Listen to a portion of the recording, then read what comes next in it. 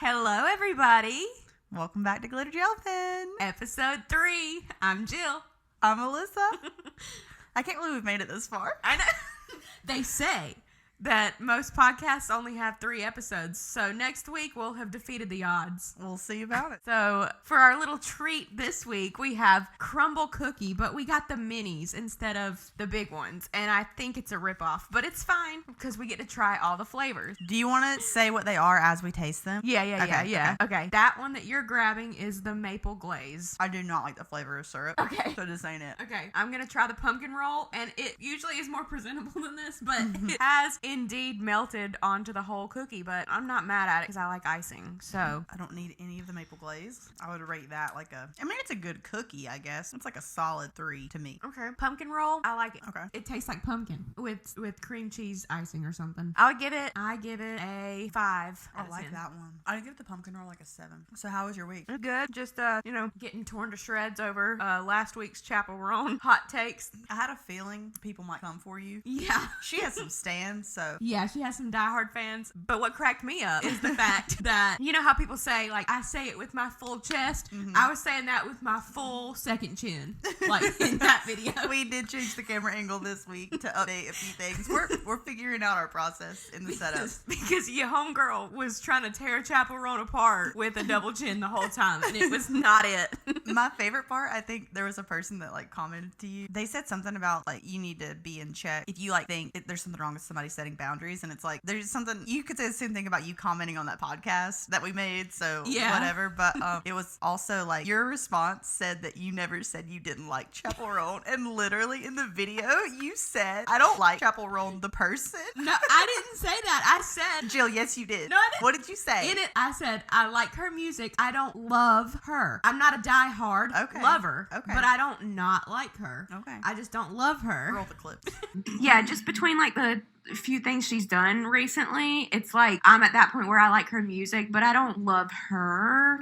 But if they would have watched the whole segment, they would know that we weren't just being haters. Yeah, like, okay. We didn't just not like her. But I just thought that was funny, especially because I had 2 chins. How was your week? It was good. The day after we recorded our last podcast, I had my biggest wedding shoot of the year, and I teared up a little bit during the day due to stress, but it ended up being a really fun wedding reception. Probably the best one I've ever been to. Nice. Did you meet any cool people? Like the family? The groom's mom was awesome. She had just built this, like, new mansion. Just casually? Yeah. I just built a new mansion. It was so pretty. Like, it was so nice. Other than that, just been working. It's been super rainy here today. We helped our friend push a car out of a red light in the rain today. Oh. So it was honestly really exciting. I feel like that would be the start of some movie. Like some quirky girl being like, my car. That's not what happened at all. Okay. Not what happened at all. But we did do that. We pushed the car. So it's not like super interesting anything. I feel like my week since we started the podcast have kind of been consumed by the podcast in a way. Like, we're either making shorts or something or uploading something, and if we're not doing that, we're doing our actual job. Or I'm just checking our analytics to see. Because we're obsessed. In my free time, I have been like, how are the numbers? Yeah. Because we have people listening to this. Oh my gosh, I know. I'm so like, I can't believe it, but I kind of can't. I know. We are entertaining.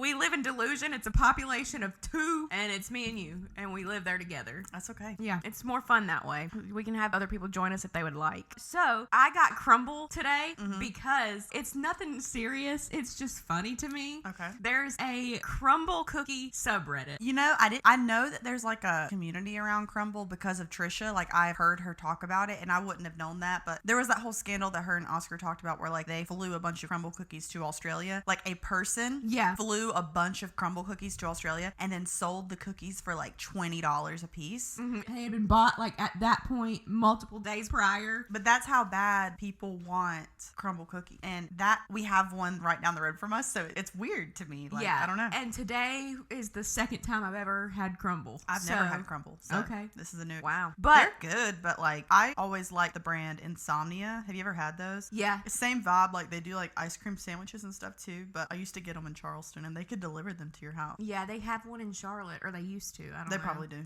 But the Crumbl Cookie subreddit, right now, it is getting a lot of buzz because it seems to just be unhinged. There's a lot of meaningless drama surrounding these cookies on this Crumbl subreddit, and it's basically turned into a Crumbl Snark Reddit, like Aspyn Ovard 2.0, but it's about Crumbl cookies. Who cares? That is so weird to me. So this first screenshot that I want to show is it is a user, and they said, "Are you effing kidding me?" And it has Crumbl Cookies menu for the week of Thanksgiving. Because they change their menu every week, right? Yeah. It's always different, or do they have like staple cookies? They have, I believe their only like cookie that stays the same as a chocolate chip cookie. Okay, that which I did not get. That was the only cookie flavor for the week that I did not get. Anyway. Yeah. Yeah. So, it's a revolving menu for the week of Thanksgiving. There are no actual cookies. It is just pie. Oh. So they're getting a lot of hate? Yeah. People get upset about the weirdest stuff to me, but hey. So someone posted, "Are you effing kidding me?" And it is a picture of the pies, and everybody is like having a fit, calling it Pie Week. And someone says, "Sorry, I'm already eating so much homemade pie that week. I don't want more." And someone said they could have done one or two. All 6 options are pies. This is ridiculous.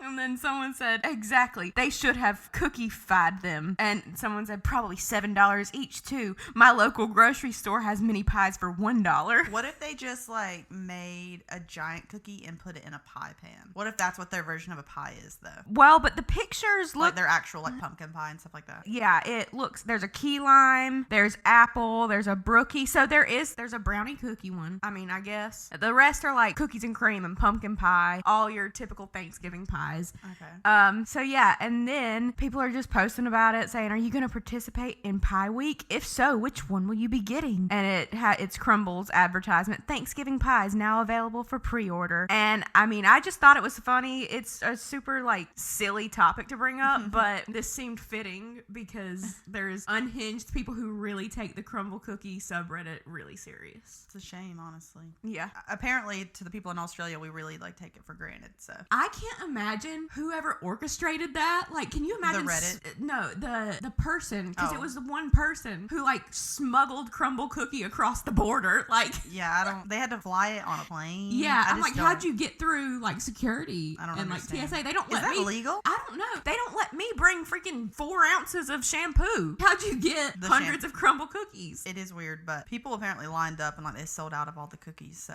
all right, so we're jumping into the hot topics. Are you ready? Yeah, I'm ready. Number 1 is I really thought it was gonna be like a groundbreaking hot topic whenever I was like, we should talk about this, and then they announced who it is. So they announced People's Sexiest Man Alive for 2024, John Krasinski. I don't even know who he is. I'm pretty sure he was on The Office. People are gonna be like, no, he wasn't, but I don't know. I saw the photo of him. I recognize him from stuff. I don't care for the dude at all. I saw the picture and I don't even recognize him. I'm like, what is he in? I feel like they kind of do this most of the time. They pick like the most random white man. Yes.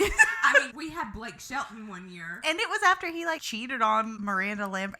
I don't know, like Yeah. I was. Isn't it by People? Yeah, People magazine. Okay. Because I hear Trisha talk about how like you can pay to be in there. Well, the Sexiest Man has to accept the position because he gets like interviewed and they do like a whole thing about him. So maybe like a lot of people don't want to do it because I've heard that it like isn't good for your career. So it's more like something they do whenever guys are a little bit older and like they don't have like a lot to lose. They're not going to do like Andrew Garfield whenever he's like the movie star right now. But yeah, shout out to John Krasinski. Maybe I'll look into what he's in and I may give it a watch. Who knows? Probably not. All right. So you want to talk about some updates we have? Yes. Okay. So we had a caller. She dialed in.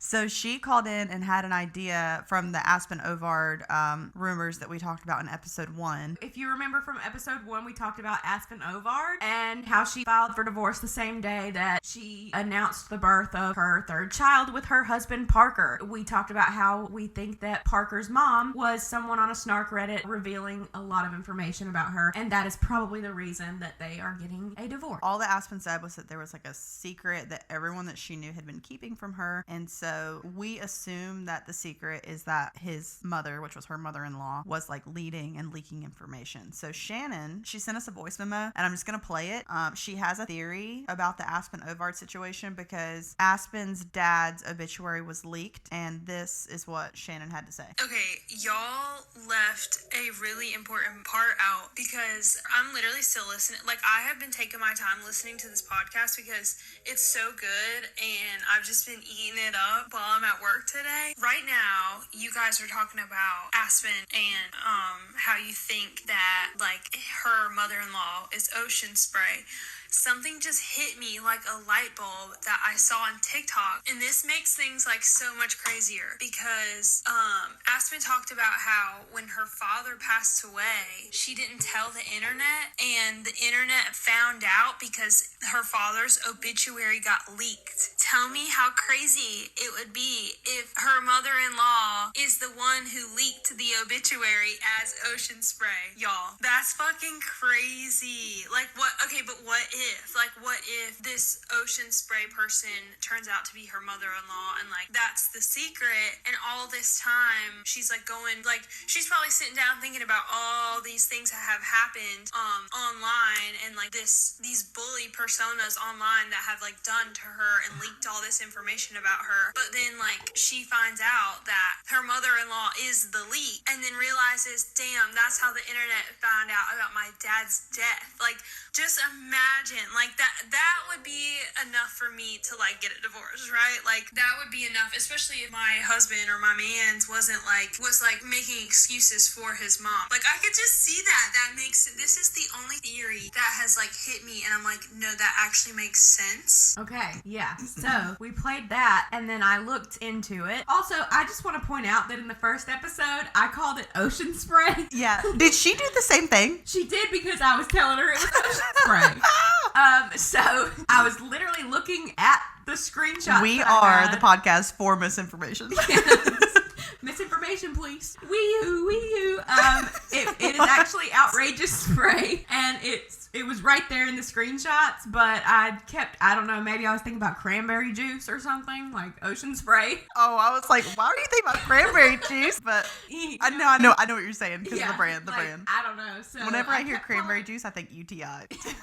I was calling it Ocean Spray, but she's actually Outrageous Spray. So I will correct myself and say Outrageous Spray from here on out, but just wanted to inform you guys. So I looked into it, and we said that Aspyn's third baby's name, Elle, was leaked, and Outrageous Spray said that Elle was the baby's name. So it turns out that it was confirmed to be true when her father's obituary got leaked. Mm-hmm. And her father passed away the day after Father's Day, which was June 15th of this year. And obviously, like, I'm not going to insert a screenshot of the obituary because they didn't want that out there anyway, so we're not going to do that. But what if, like how Shannon said, Outrageous Spray is actually Parker's mom, and she's the one who leaked the obituary? Mm-hmm. Which would make sense. That would make a lot of sense as to why and if Parker knew about it, as to why it was such a big deal to find that out. And, like, what other person, like, that would know Aspyn personally would want to hurt her like that? Yeah. Like, I mean, I guess people on the internet could just be crazy, and it could be someone who just lives in her town or, like, saw it in the newspaper or whatever, but, like, that seems so, it definitely is her. Yeah, when you have someone like Outrageous Spray on this Snark Reddit, mm-hmm. and then an obituary gets leaked that has to do with Aspyn Ovard and her family, mm-hmm. it just the two, I don't think are it's too many coincidences, like, lining up all at once. So I for sure think that that's what this is, and it makes a lot more sense too as to why that was such a big deal. Mm-hmm. Because if Parker knew about it, it's like, yeah, and like, I think we kind of said, like, is it really that big of a deal? Like, would this be the big secret? But the dad thing really makes it, like, wrap up as, like, yeah, for sure. So thanks to Shannon, because she kind of completed this. And no one else on the internet has brought this up. Yeah, so that was the first I heard about it. Let's put a photo of Shannon on here. Yeah. Lovely. So thank you to Shannon. We have finished the Aspyn Ovard theory, and we think we know what it is now. We've cracked the code. Yeah. Right here on Glitter Gel Pen. It only took 3 episodes, and we figured that out. Yeah, we're just the FBI around here. So the next topic, just to kind of follow up on, the Brianna and Zach Bryan thing. Yes. Everybody and their mother is talking about it. It is big. Like, the fact that we started the podcast when we did is crazy. Like, this news, I feel like it would have been big news even if we weren't talking about it, it because I was like, am I just seeing way too much of this because we're doing this now and I'm like paying more attention to things and like looking for stories and stuff? But it is huge news. Yeah, everybody knows about it. Like, and he's just posting on Instagram every day as if nothing is happening. I saw someone say that he looked like a Lego, and I can't unsee it. Me neither. I just picture he looks like a little Lego. Yeah, with his little head. But how can someone on his PR team not be like, hey Zach, like maybe like stay off social media for a week, give it a week, and then like maybe go back to posting about your tour dates? Yeah, or maybe like act remorseful or do something other than what you're doing. Yeah, but there's been like some other stories and a few like little detailed things that came out, but I feel like everything that we discussed last week is like pretty much like the gist of who he is and how he was and like what happened to Brianna and everything. I'm glad that like a lot of people, like it's coming back positive for her. I think that she just recorded her first episode of Plan Bree since the whole like fallout of like her and Grace, like whenever she started getting all that backlash. I think we also talked about it on the first episode, but she did post that she was back in the studio and was like gonna be recording again. So I'm interested to see like how she comes back with it. And they did confirm on BFFs last night that they are going to change, and Dave is most likely gonna leave BFFs by the end of the year. But they're gonna redo it and like completely give it like a facelift, and it's gonna be more about Josh and Bree's like life, which I think is more interesting. Because like we had said before, like they've just became like individual personalities through the growth of that podcast. So I would continue to watch even without Dave. But like Dave is my favorite character on there. But like I've tried to listen to other podcasts that he's on, and like they're too like manly, and I just like don't. Yeah. I don't, and I'm like, I just don't care. And I think that could possibly be too that, you know, Dave is like we don't actually know him, even though we think we do. He seems to be like a very caring like boss to work for, and so I think that could be him like giving Bree the reins to hopefully, like in his eyes, he probably wants her to make that 12 million. Yeah, you know that she turned down. So it's probably like here's this, and like she probably gets a raise, and she probably gets. I think Dave is gonna buy the Bronco from Zach Bryan so that Bree can keep it, and that's so sweet. Yeah. Oh, and he said that all of the money that Barstool makes on Black Friday is gonna go to Bree instead of anyone else that works for Barstool. Like everyone at the company agreed to give her all of the money that day, which it probably isn't $12 million, but it's probably a lot of money. Yeah. And it's like, that's cool. Yeah. Like we're trying to have her reach 12 million in the next year. And like, I feel like anytime you go through like a really like messy breakup or like a messy like social situation, you always do something right at the beginning that kind of makes you feel like, why did I do that? Yeah. Like, why did I put that on the internet, or why did I say that to these people, or like, you know what I've done? Like, I just like, why did I do that? And like, roll the clip. No. We will not roll the clip. But anyway, it's so embarrassing. No, please don't. I mean, it could be funny. We'll see. We'll talk about it. Okay. We'll see. But anyway, I'd have to give the whole backstory, and I don't want to. But you get like 2 months down the road, and you're like, dang, I wish I wouldn't have like put all of that out there.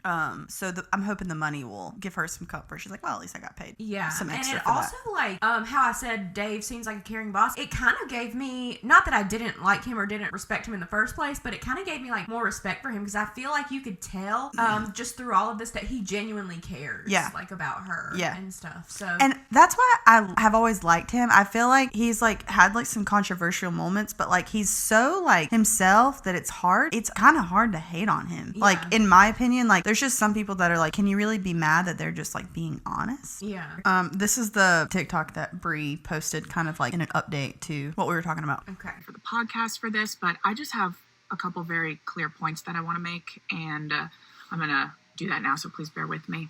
And as I did on the podcast, and as I'll do on here, I'm trying to keep my composure, because I know that when a woman gets mad or a woman gets angry, how it's perceived. And I do not want my message to get lost through that. So one, I see a lot of people being like, well, Dave definitely just gave her $10 million to do a tell-all, so she took money anyway.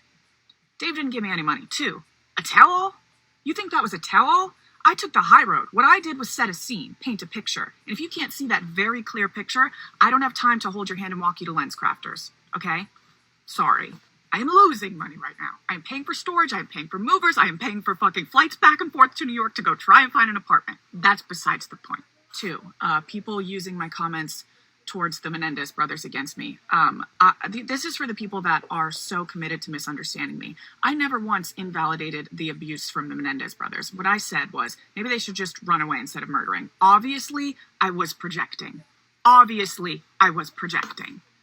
Second, she blamed her friend for sexual assault. Again, committed to misunderstanding me. No, I was sitting there trying to warn young girls to stay away from men, from older men, because this happens. And this is the point of it all for me, right here. Back to the message I was trying to say when I was warning young girls, yeah, okay, men are still gonna do this shit, okay? So stay away from them. Let's protect ourselves. After the podcast, do you know the hundreds of thousands, the millions of views, the likes that I am seeing of people saying this is a universal experience for women? Everyone is relating to this right now. That's why I didn't take the money. It shouldn't be. This should not be a universal experience for women. This shouldn't be relatable. That's why I didn't take the money, because no one talks about it. This shouldn't be a thing that women go through. Stop abusing women. And everyone being like, well, she should have known. He tells you right in his lyrics. I'm sorry. Where's the lyric about abusing women? I didn't fucking catch that one. I'm sorry. What? But she did, like, she literally circled back to things that we discussed in even the first episode that weren't relevant to Zach Bryan stuff. So I was, like, glad whenever she posted that, because I was like, okay. Yeah. Like, she confirmed exactly what we said and what we thought. So quit hating on her. Yeah, we were right. I mean, we were. I think that Dave and Bree are why I like a Boston accent. Like, the way that she talks, and Dave specifically, they're both from there. And, like, I don't like the sound of a New York accent. Not that if you have a New York accent, it's not bad. But, like, who is it, Michaela? Do the Kim Kardashian thing. Kim Kardashian. Where is she supposed to be from? I think she's supposed to be from, like, New York or New Jersey or something. Okay, I wasn't sure, but it's really exaggerated, obviously. Yeah. So, yeah. Okay, so the next one was last week we talked about Casey Neistat, and the whole documentary thing with David Dobrik. I haven't posted the short yet of that from us discussing it. I'm kind of scared on, like, what the response is going to be, but I will say I watched Jeff Wittek's response to Casey. Did you watch that at all? No, what did he say? Okay, so Jeff naturally was like, fuck you, Casey, for saying that you're protecting David, but Jeff did confirm, like, what I was saying, like, that documentary that Casey made is what inspired Jeff to go after David and sue, because David in the documentary was blaming Jeff for him getting on an excavator and David causing him to get his face smashed in. But what I didn't realize, so I wanted to, like, follow back on something that I said, is I didn't realize that Casey sat the victims of Dirty Dom down and interviewed them for weeks at a time. And, like, that was probably awful to go through.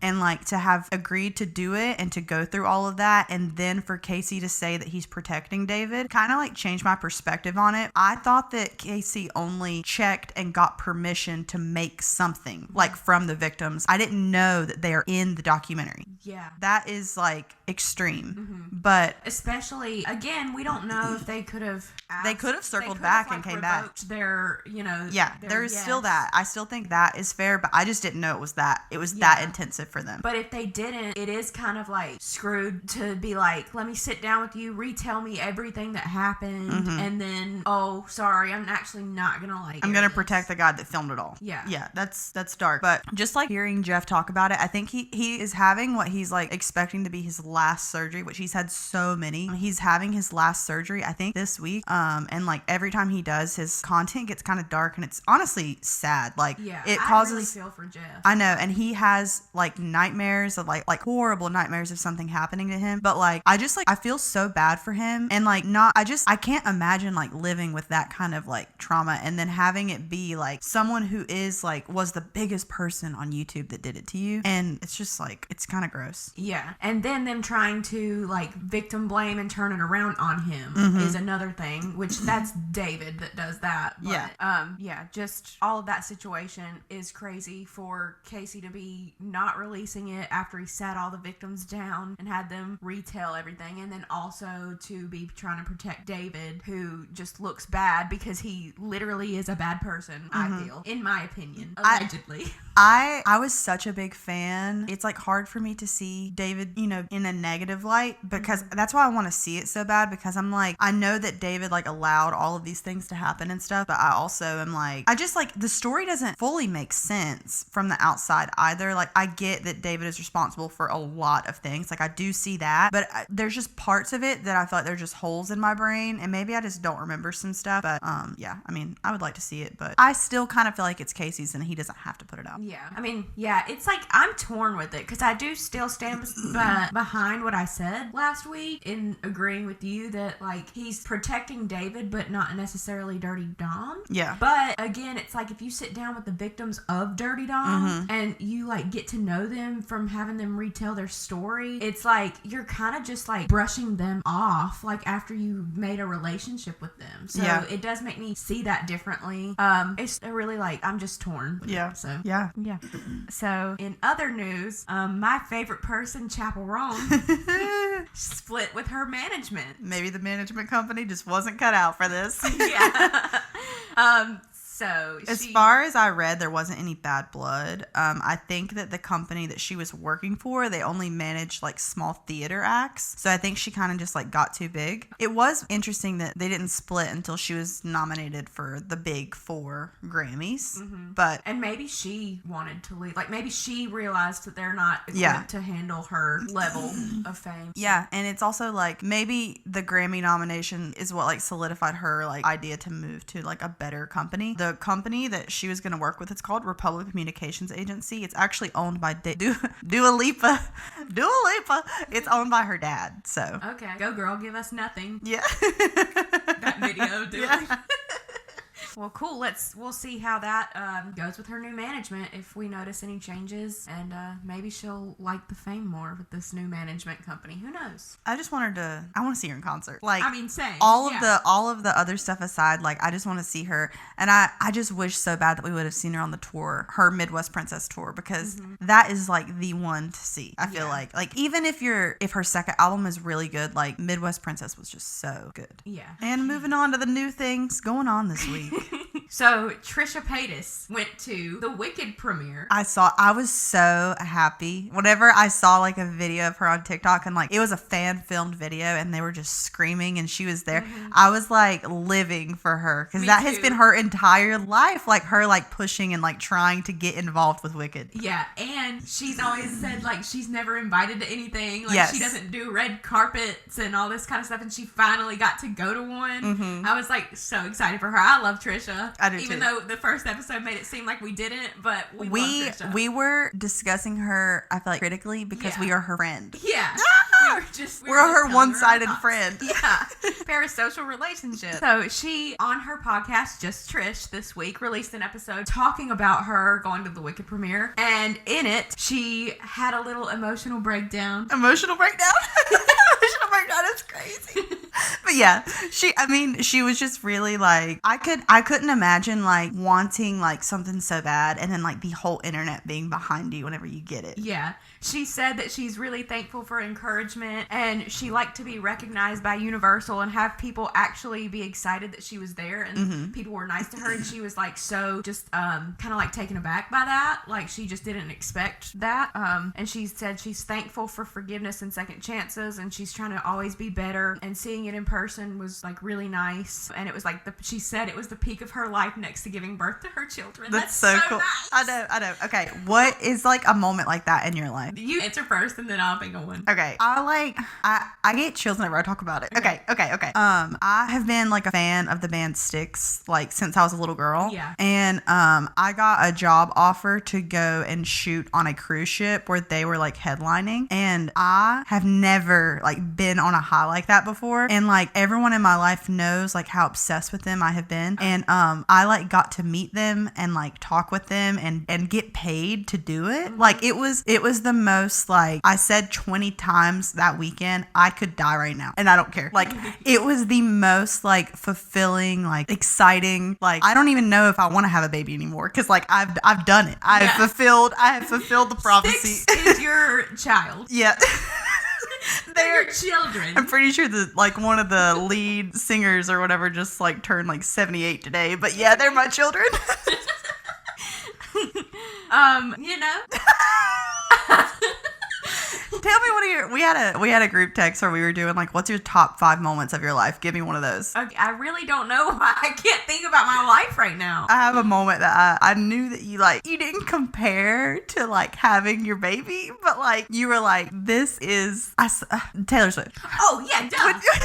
Duh. I don't know when why. she comes out of those little flaps. Oh my God, seeing Taylor Swift on the Eras tour on the floor, we were all just like, they're so excited, and then she just like pops up and we start bawling. It's we're just all like it's unexplainable how great that moment like was. Yeah, that was such a good moment. And if you've been there, you know, and if you don't, then you don't get it. But it's okay. Like it was just so much adrenaline. Like the way that the show like builds up even to the beginning of it was so like. And it's like we fully knew. Like we knew how she comes out. We knew she's gonna. I knew the set list. Mm-hmm. Like we listened to the set list on Spotify, like on our trip there. But something about it when she's under those things and then it pops up and she's there. It's been a long time coming. And we went to Cincinnati night 1. Yeah, good times. So that was a good time. Another one, which I think it can be topped.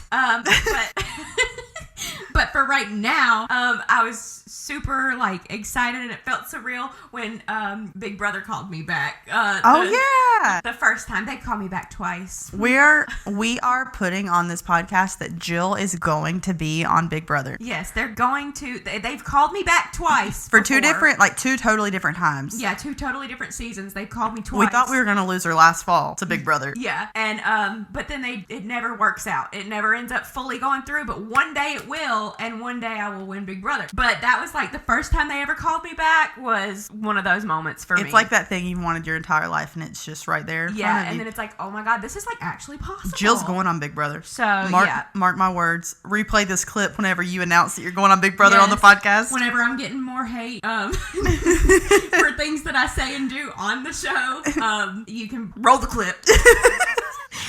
Also, Trisha, I saw her on my YouTube homepage. She was doing a Fashion Nova like video, like Vogue style, where she was like doing a mukbang, and it was like so. Is that what those are called? A mukbang?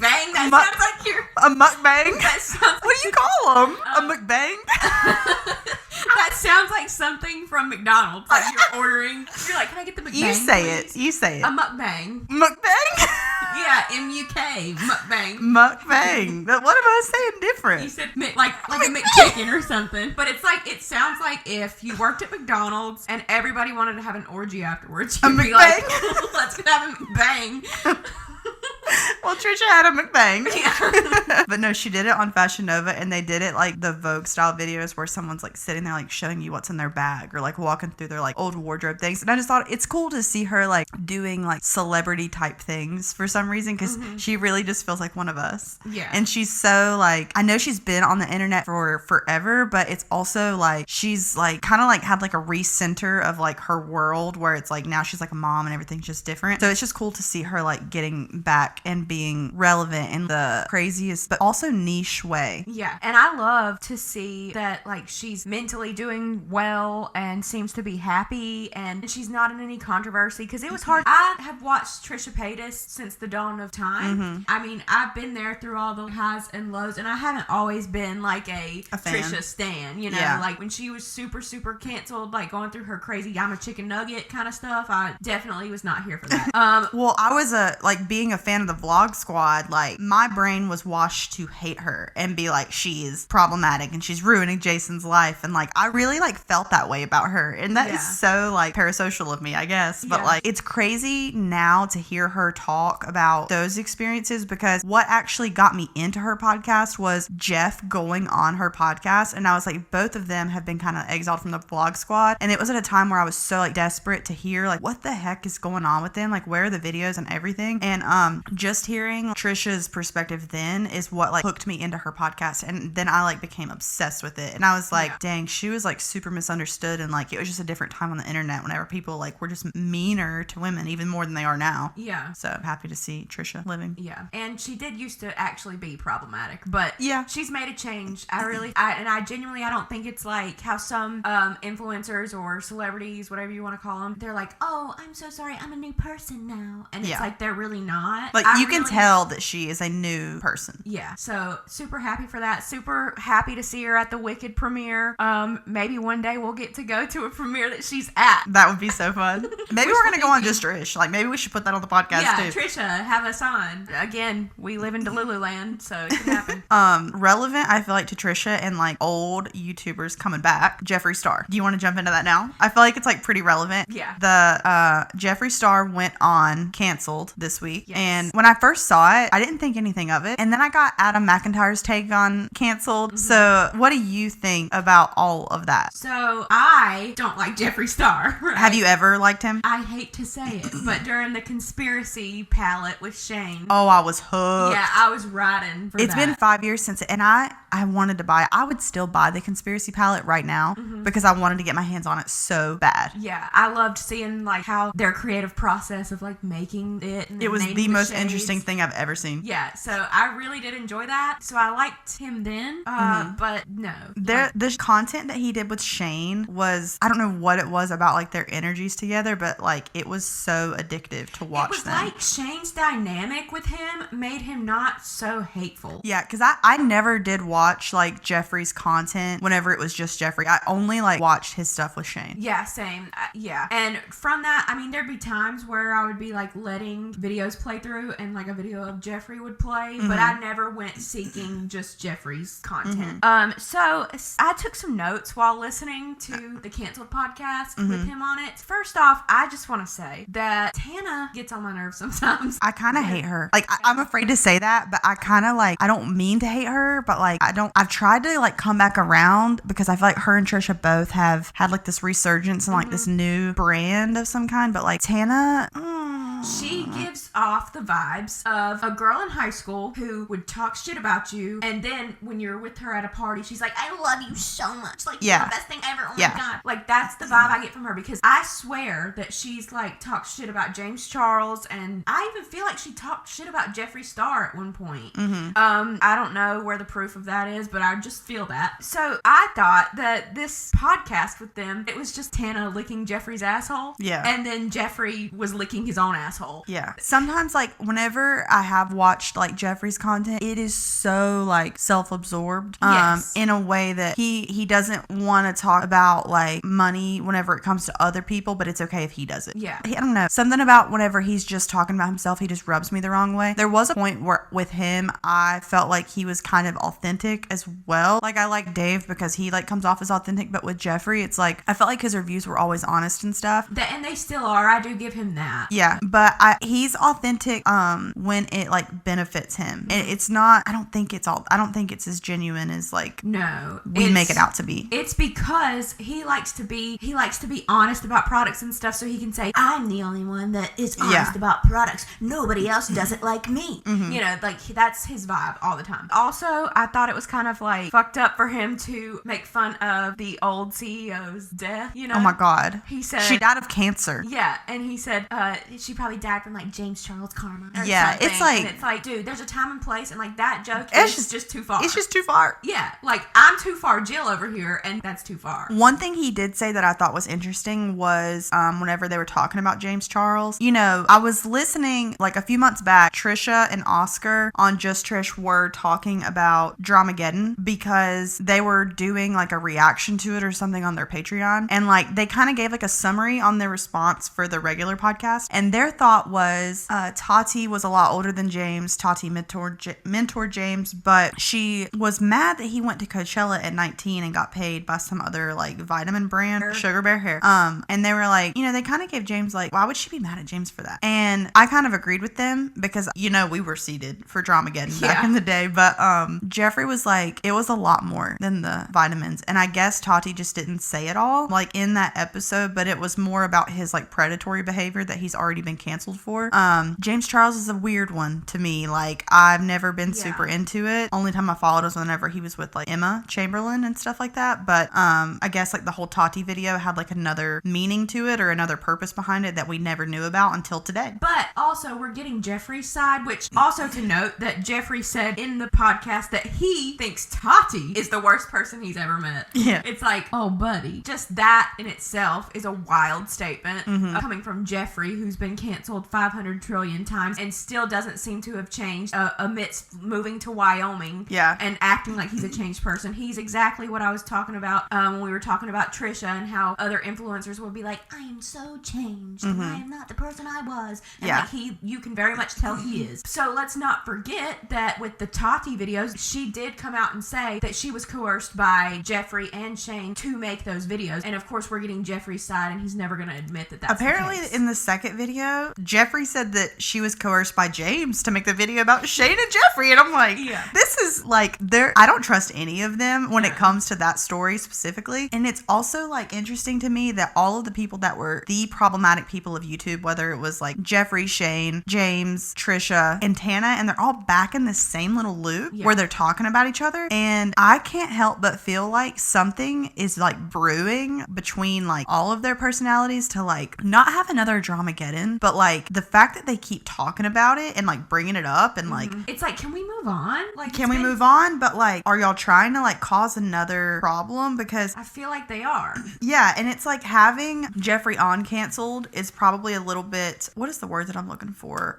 It's controversial. And like having him on there, I don't think, kind of like what Adam McIntyre said, it's like it's not gonna come across well. And if you notice how quiet Brooke was during that episode, like you could tell I felt like she seemed a little bit uncomfortable to speak. Like she knew this was gonna end bad. And Jeffree was like, I don't remember what my last cancellation was about. It was for racism. And Brooke's sitting in the corner like she's like, we were canceled for the same thing. Yeah. And I don't know. And I don't know how, like, it's just weird. But there's supposedly a Jeffree episode coming out on just Trish. I've seen that there's controversy with that after all the backlash that the canceled podcast has gotten, that Trish should just not air that. And yeah, I mean, I think Adam touched on this. He said that, like, Jeffree left LA because he's better than all this and he wants to get away and, like, get away from all the drama. It's like, you are going on canceled and bringing up Tate, calling her the worst person you ever met, and you're bringing up Dramagedon. Yeah, like, what? It's been how long since Dramagedon, and he can't stop talking about it. I swear it's because, like I said in episode 1, his channel's dead. Yeah. And all he does is... You did say that in the first episode. Yeah. And all that he does on TikTok, even though he wants to act like he's not, he's panhandling on TikTok to get scorpions and flowers. And it's like, and we've kind of discussed this more in private, like the audience on TikTok just is not as valuable as like a YouTube audience. So I think that like Jeffree is trying to spark up another more just interaction from like people watching on other platforms, because like I'm not tuning into Jeffree's videos, and like there are people watching him. Obviously he's making a crap ton of money doing it, but it's like I feel like he's trying to get back to like the more valuable viewers that are on YouTube. I mean, maybe not, maybe he's making so much money that he don't care, but the situation seems weird if he's so far past all the drama and he left to go to Wyoming to get away from it all, and then why come back and bring up the same shit you left to get away from? And to be spilling like a new perspective on the Bye Sister video, it's like you're starting it again. Yeah. And like I know James has done some bad stuff, but like he is the only person that I hear any of them discuss, and there's no positive anything. Like, and I'm not like trying to say that he deserves it, but like we have to think about the fact that we gave Trisha and Jeffree multiple second chances. And Tana too. Yeah, and so we can't give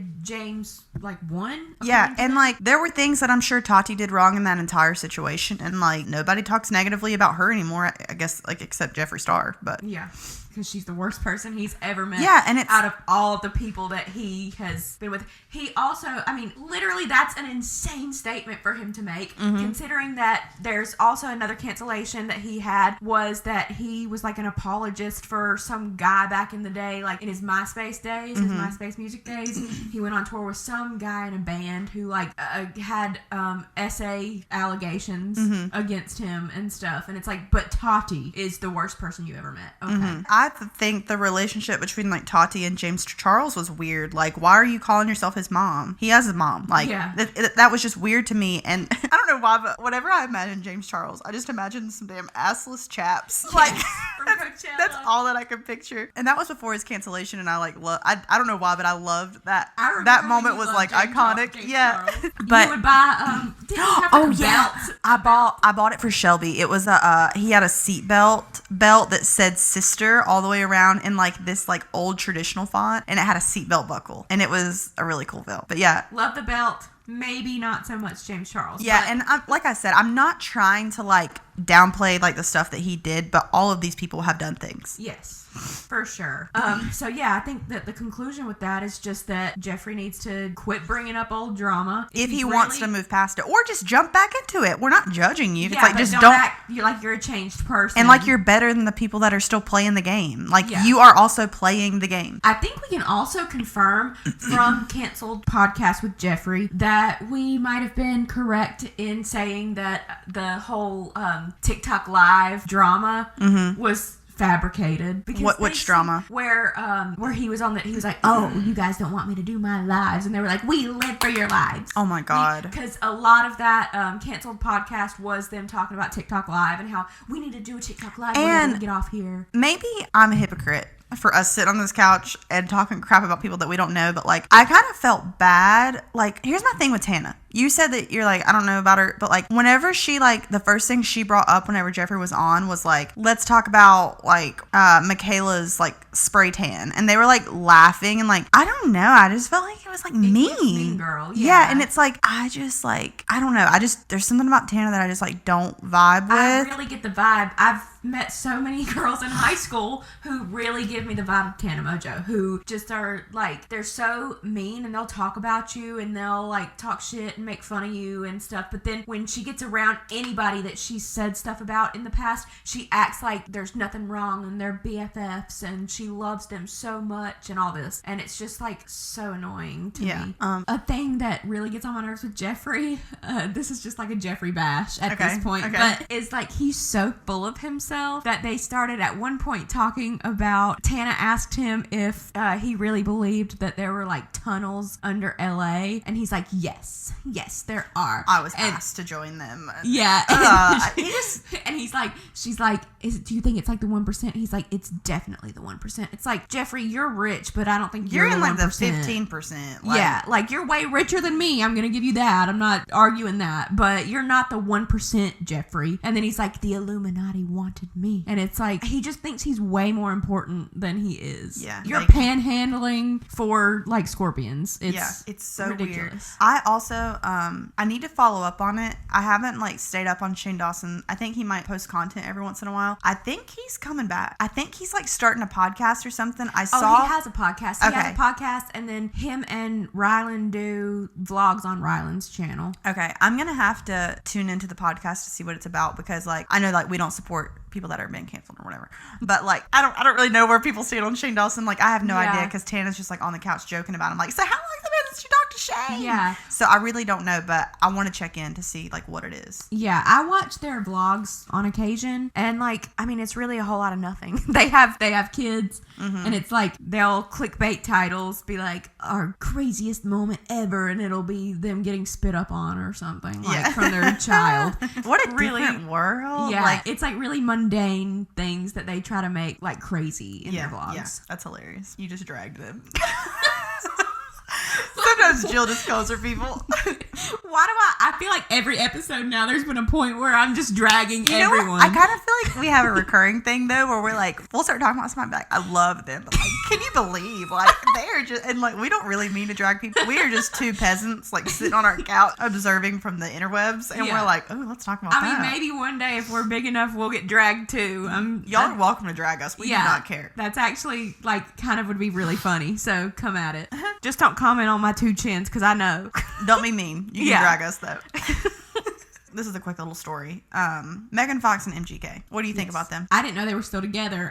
Last thing I heard of them was when they like got blood in each other's, like, they would wear a necklace of each other's blood. Yeah, of each other's blood, and then her engagement ring had thorns on it to not take it off or something. That's so stupid. Yeah, they're weird. With them, it's so weird to think about, like, whenever they started dating, it was such, like, a fad of, like, the hot girl dates a, like, nerdy-looking skater punk boy. Or, like, wannabe rock star-looking guy. And, like, with the two of them, something about them is just annoying to me. And, like, I know I don't know them at all. And I know they don't give a shit about what I think. But anyway, so Megan Fox announced or posted a photo of herself pregnant, drenched in, like, a black liquid. And I'm just over it. I just don't care about their aesthetic and in their Yeah. thing anymore. I'm just Everything like over about it. them seems really dark. Yeah, I'm just over their shtick. And one moment that was so weird to me was when Kourtney Kardashian and Megan Fox both started dating, like Travis Barker, MGK, and then they did the shoot together. The Skims shoot where it was Megan Fox and Kourtney Kardashian like sitting on a toilet like naked. I just do not like Kim Kardashian. It's like bizarre for the sake of being bizarre. Yeah, and it was at the height of when they both like started dating these people, and it's like y'all just live for show, and y'all just live to like have this like shock factor. Like, you know that when you're just chilling in your house and you're like, oh my god, babe, like we're pregnant, I'm so excited to have our baby, and they're like, what do you think we should do for our maternity shoot? Drenched in They're black. not like, let me drench myself in black oil. It's so stupid. Yeah, for real. But And it's congratulations. like, yeah, I mean, wish all the best to your little oil baby, but Your oil baby. Oh. oh. So we watched Tate McRae's new video. What do you think of it? I love Tate McRae. She can't do anything wrong by me. The song is all right. Sometimes with pop music, it's like dancey. I have to just know it. And once I know it, I love it. The music video, though, is like, I love a good Tate McRae breakdown. And she gave us that. And you can't really ask for much more. You know, she got paid to put Kendra Scott and the beat stuff in there. So I'm like, go off. Yeah, product placement. We love it. If anybody wants to give us things for product placement, we'll take it. We have razors on the way. Yes, we do. We have our first. I'm so excited to have a nice shave. Brand deal! All right, so on the topic of the Grammys now. Grammy nominations came out, and it was wild because Ariana Grande was not nominated for Album of the Year, Record of the Year, or Song of the Year. So Ariana Grande and the Grammys have a somewhat negative history, as she didn't perform what the Grammys wanted her to when it happened, and there was an issue between the creative director and Ariana or her team. I also dug in a little bit more, and I found a TikTok that I thought was AI at first, but it turns out that it's real, and that it was Ariana when she was drunk recording in the studio. Oh, that's a good video. I don't know what this is about to be. You want to watch that? Yeah. Lucky bitch, I'm a lucky bitch. I write stupid songs and they make me rich. Tommy too, Billy too. Even though we ain't got no Grammys, yeah, fuck the Grammys, yeah, fuck the Grammys, yeah, fuck the Grammys, yeah. How do you know it's real? Because I thought it was AI, and so I started Googling about it, and on Like it was the like internet. a leak from the... Yeah, That's it was crazy. like she was drunk and was just like off the top of her head going. Because I thought it was AI at first, but every source that I looked at said that it was not. So That's weird. I mean, so I didn't know this until like I really started watching like Swiftologist videos, and he like started like breaking down the Grammy stuff. I didn't know how political they were, and like people that are submitting for Grammys like actually like advertise to the Academy. It's like lobbying, and you're like promoting the Grammys like with your art on Instagram, with your performances, and you're doing like Grammy oriented things like leading up to the day of the nominations, and like once the nominations are announced, once you get selected. And it's like it seems like people that push for the Grammys the most and like make it like a goal of their career, those are the people that end up winning. And like Taylor Swift is like a known like advocate for the Grammys and has always like sought after that and wanted that to be like her big accomplishment. Look who just won her 4th album of the year, which is the biggest thing ever at the Grammys. yeah. So it's kind of like, it feels a little political to me. So I thought that it was wild with that video that we just watched, that it was meant for her 6th studio album, Positions. Obviously not the exact song, but when at the time of recording that, it was during recording for Positions.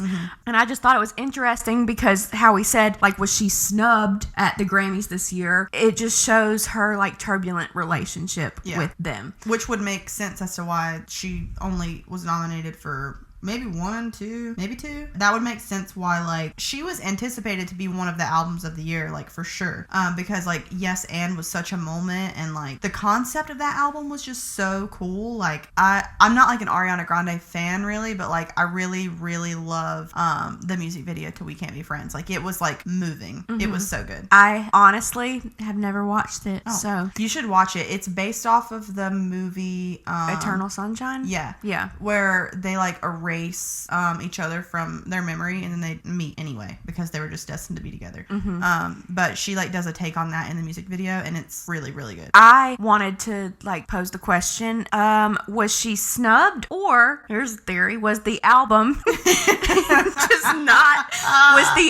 just not quite as successful because of all the negative press that she's received this year over her divorce and the Ethan Slater drama? Oh yeah, I mean that's definitely a possibility. I could also see like, because I feel like people really moved on from that moment very quickly, just like they did Cowboy Carter, but that's just my opinion.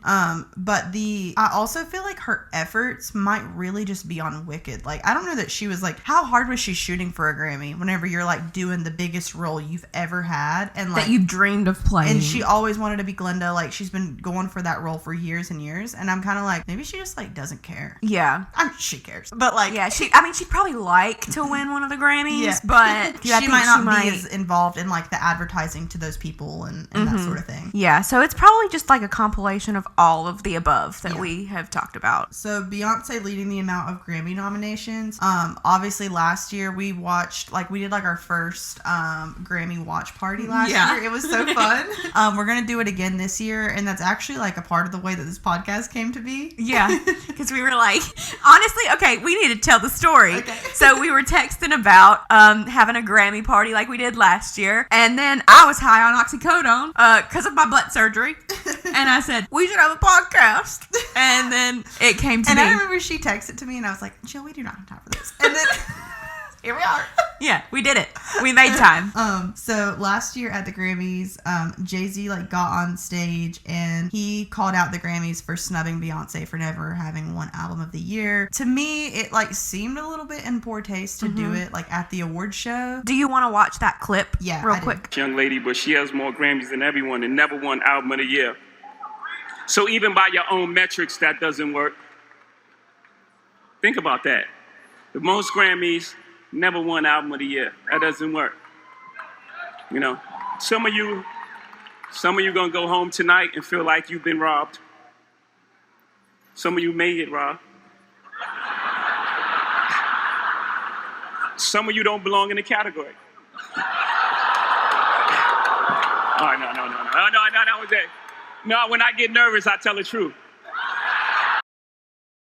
It's worse than I remember. Yeah. It is way worse than I remember. Okay. That's like rude. It's in poor taste. I just like. It's giving, even though it's definitely not the same thing, it's giving Kanye interrupting Taylor Swift. Yeah. You know? Yeah. Like, it's not the same thing, but it's giving the same vibe. It comes back to Beyonce. Yeah. That's the ironic part about it. Like, I just like, they're giving, was it a Jay-Z award that he was like giving out? I just like, you're on stage at the Grammys, like announcing your daughter is standing there on stage beside of you. That's such a weird, and you want to like bring up like drama or whatever. And also I feel like at that point when you're doing that, so he made that comment at the Grammys, and then this year she gets nominated, and while she did have Cowboy Carter come out, that's like no way it's one of her even more successful albums. No. So I'm like, is this basically just like strong arming the Grammys to nominate you? But it's also like, once he goes on stage and says that, every time she wins a Grammy, you're gonna wonder if it's because he did that or if it's because the work is worth it. Yeah, exactly. And that I just like, she has deserved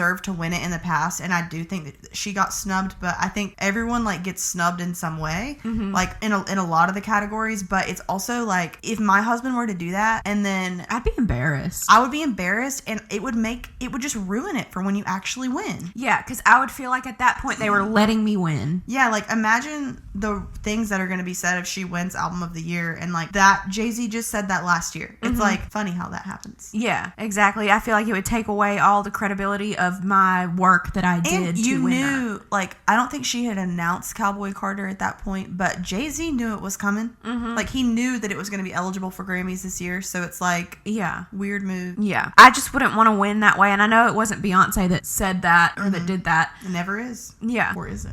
You know, there's that whole like joke where they say like everybody goes, "Thank you, Beyonce." Yes. It's an interesting idea. That's It all I'll is. say. And yeah, I wouldn't want to win that way. I know she might not have had a say in that because it was her husband's doing, but I guess I'd take a Grammy either way. So, I would love a Grammy. yeah, I mean, what, can you get a Grammy for podcasts? Could we like Maybe an Emmy or something. maybe? They need a new category. Yeah, I don't think like we would win. best voice casters. Yeah. Yeah. That's fine. I was a little underwhelmed for that to be best music video, but it's okay. Kendrick Lamar was nominated with a diss track, the diss track that he dropped on Drake, Not Like Us, which is Yes. crazy to get nominated for a Grammy on a mixtape, but Yeah. go off. And a diss track. That's actually that'd probably be a first, I would imagine. I have no, maybe it is, I'm not sure, but it's impressive nonetheless. Yeah. He won. Did you follow the Kendrick Lamar and Drake stuff this year? I didn't really stay up on it. The only way that I stayed up on it was like my friend sleeping on the couch. I would listen to him listening to the breakdowns of what happened that day. Like he'd Yeah. listen to like YouTube summary things, and he'd wake up in the morning and be like, "Oh, That's another deep dive that we could do. that would be interesting." Is the back and forth between Drake and Kendrick Lamar, because they were going at it. Yeah. Hopefully, I kind of want Kendrick Lamar to win, just because that would be so cool. Yeah, that would be like rubbing it in Drake's face. Yeah. I don't know why, but I've really grown to not like Drake. I used to love him, and I just don't care for his music anymore. Yeah, I haven't actually heard like music from him in a long time. I know he makes music. I just got bored of his albums. Like, I like the one that he did with 21 Savage, and that was the last one that I like listened to. Yeah. The last song that I heard was the one that I don't even remember which one it is. The last song that I heard from Drake was really that I'm Upset song. And I only knew that one because he, for the music video, had the Degrassi cast. Oh, in it. that's so cool. I didn't know So that. it was like really iconic, and I was a Degrassi fan, so I loved watching that, and that's the only reason I know. But yeah, that's the last song that I've heard from him personally. All right, so Grammy nominations. Let's go through and we can give our predictions on who we think's gonna win. Sounds good. So for record of the year, we have Now and Then by the Beatles. I guess they came back from the dead and re-released something. I never understand that. Whenever they do that, they take an old album. Like, just, it's so weird. It's such like a Grammy thing. It's so like, I just don't get it. But we have Texas Hold'em by Beyonce, Espresso by Sabrina Carpenter, 360 Charlie XCX, Birds of a Feather by Billie Eilish, Not Like Us, Kendrick Lamar, Good Luck Babe, Chappell Roan, and Fortnite by Taylor Swift. I think Espresso by Sabrina Carpenter. For record of the year. Yeah. I could see that. I mean, think of how iconic that was this summer. Everybody. Is that who you want to win or what you think will win? Who do you want to win? Record of the year is like the song of the year, right? Song of the year is different. Song of the year is a songwriter award. Okay. Whereas record of the year is Like it in its entirety. It includes like the release, the art on for the record, for the single. So it's like it's the whole package of the song. Yeah. So I think Espresso by Sabrina. That's who you want to win. Well, I want her to win, but I think that she will. Okay. Both. I want it to be Chappell Roan. Okay. It's Good Luck Babe. I just feel like as a package, I feel like Good Luck Babe it's just everything. It's like her face is just, her imagery is so good. I also just kind of want Chappell to win everything and it be this big moment. Yeah. Is there a music video to Good Luck Babe? Yeah, there is. Oh, okay. I have not seen that. That's why Espresso would be like my next choice, but like I think I would pick Good Luck Babe if it were Well, up to me. I think actually because aren't Chappell and Sabrina, they're up for Best New Artist, Yeah, right? they both are. Okay, so therefore I think that Chappell actually will win Record of the Year because I predict Sabrina as Best New Artist. Really? Yes. Oh my god, we're gonna have to get to that. Okay. Album of the year: New Blue Sun by Andre 3000, Cowboy Carter, Beyonce, Short and Sweet by Sabrina Carpenter, Brat, Charlie XCX, Digeste Volume 4, Jacob Collier, Hit Me Hard and Soft, Billie Eilish, The Rise and Fall of the Midwest Princess, Chappell Roan, and The Tortured Poets Department. Who do you want to win? Listen, if we're just asking who I want to win, it's Sabrina Carpenter all the way down. Really? Yeah. I'm surprised by that. I don't know why. I love Sabrina Carpenter. Okay. She is everything. Like, Okay. I don't know if I want to be her or be on her. You know what I mean? So, Camaraderie. yeah.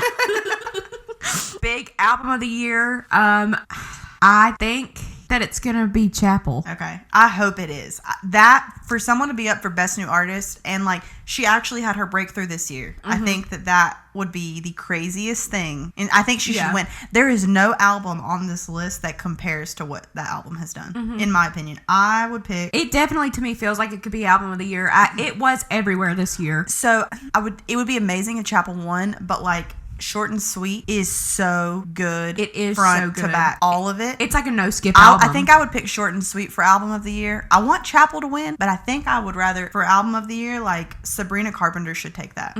Not Charlie XCX. No. If Brat wins, I will be very disappointed. But listen, the only reason that I think that it might is because how we were talking last episode, that Brat was like this big thing this year. And It's it was like a like movement. this, yeah, it was like a Brat summer, and it was like everything's like Brat, and that's the word of the year. So it's so iconic. I feel like it could possibly be the album of the year, even though I don't agree that it should be. I think it might. We should revisit this topic closer to the Grammys in February and like sit down and like talk about it. Maybe we'll do like a Grammys episode. Yeah, and like a discuss Grammys it. episode, and then we could also do a Grammys episode, like with the results and everything once they happen. All right, for Song of the Year, we have A Bar Song, Tipsy by Shabuzi. We have Birds of a Feather by Billie Eilish. Die with a Smile by Lady Gaga and Bruno Mars. Fortnight by Taylor Swift featuring Post Malone. And Good Luck Babe by Chappell Roan. I think that the Song of the Year is going to be... This is songwriter focused. God, it's hard. I kind of think I'm between Birds of a Feather or Fortnight if it's songwriter focused. Yeah. My only thought with Fortnite is like, I just think about that lyric where she says, and I love Taylor Swift.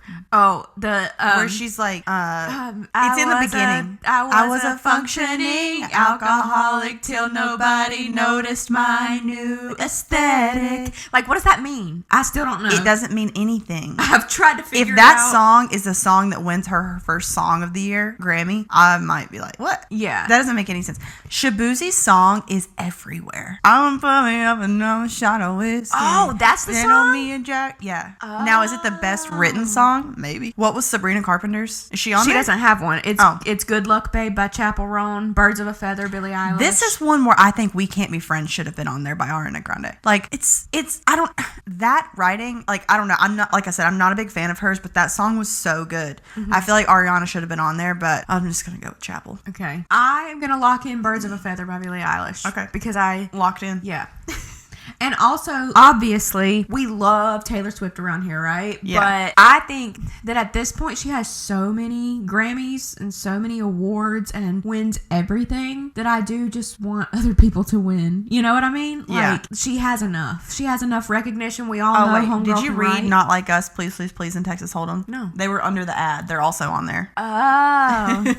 I still don't think Please, Please, Please would take it. I just am not going to pick Beyonce's song. I don't like the Texas Hold'em song at all, so it's hard for me to think it's going to win. Yeah. Have you seen Jack Antonoff talking about his production of Please, Please, Please? I think I saw something about it. He's a genius. Yeah. Like, he is a genius, and he's neurodivergent for sure, because he's like, hear that little sound in the back? Like, you know, and like, it's like, I never would have heard that. Yeah. Jack. Yeah. But, yeah, it made me really respect that song a lot more after Does that watching change your answer, having those three added? I don't think so, because if we're going songwriting, then I'm still going to go with Birds of a Feather. Okay. I think I'm still going to stick with Good Luck Babe. Okay. All right. Best New Artist, we have Benson Boone, Sabrina Carpenter, Doechii, Khruangbin. I'm sorry. I don't know how to say that. Ray, Chappell Roan, Shabuzi, and Teddy Swims. Sabrina. I picked Chappell. Okay. I don't know. It's hard. I've heard a lot of controversy with Sabrina being in there because this is her 6th album. Yeah. To that I say this is her breakthrough. Chappell's been doing it for 10 she years. has had a breakthrough. You can't argue that Yeah. she's way bigger this year than she's ever been. Yeah, this is her breakthrough, and Chappell had her breakthrough this year when she's been trying to do this for 10 years, like I said last episode. Yeah. So it doesn't matter how long, it's the fact that they had a breakthrough this year. The producer of the year, the only one that I even recognize is Daniel Nigro because he's Chappell Roan and Olivia Rodrigo's producer. So I'm just going to pick him. I do not know who these other people are. Oh, the producer. Yeah, we'll go with that because I have no clue. Okay, the next one is Best Pop Solo Performance. They're the nominees. Welcome to the Grammys. Best Pop Solo Performance. I think I could do that. Grammys, call me. We have Bodyguard by Beyonce. Okay. Espresso by Sabrina Carpenter. Apple, Charlie XCX. Birds of a Feather, Billie Eilish. Good Luck Babe, Chappell Roan. That takes a lot out of you. And what was this is best pop solo performance? Yes. I'm going to say that Me Espresso. I'm going to go with Espresso as well. Okay. Because I haven't even seen Charlie XCX perform Apple. I think the apple's rotten. I hate that song. Yeah. And there was a minute on Trisha's podcast. I know we always talk about her. But there was a moment where every single episode they'd be like, oh yeah, that dance is so cute. It's like, the apple's rotten.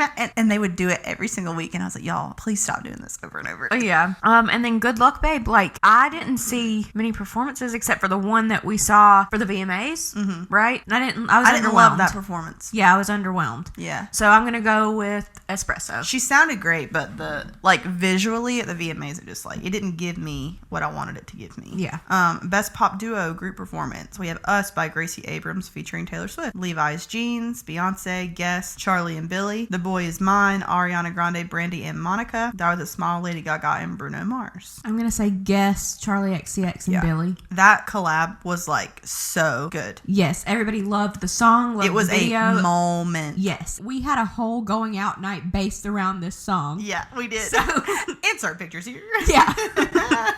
Okay, and there's that.